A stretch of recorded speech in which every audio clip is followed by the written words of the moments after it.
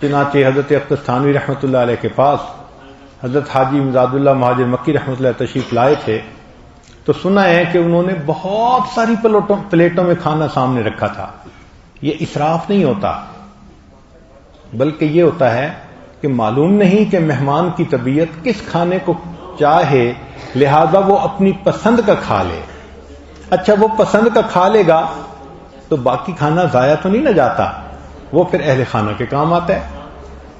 چنانچہ ہم نے ماوراء النہر کے علماء میں یہ خلق دیکھا کہ ان کے ہاں 4 بندے مہمان جاتے تھے، لیکن گھر میں جتنا کھانا بنتا تھا وہ سارا کا سارا دسترخوان پر لگا دیتے تھے. تو مجھے ابتدا میں حیرت ہوتی تھی کہ یہ 20 بندوں کا کھانا. تو پھر ایک عالم سے پوچھا میں نے کہ 4 بندوں کے لیے 20 بندوں کا کھانا؟ انہوں نے کہا جی ہمارے ہاں عادت ہے، مہمان آتا ہے ہم پورا کھانا سامنے رکھ دیتے ہیں، جتنا چاہے وہ کھائے، پھر اس کے بعد باقی کھانا گھر کے لوگ استعمال کرتے ہیں. حدیث میں آتا ہے کہ مہمان کے بچے ہوئے کھانے میں برکت ہوا کرتی ہے.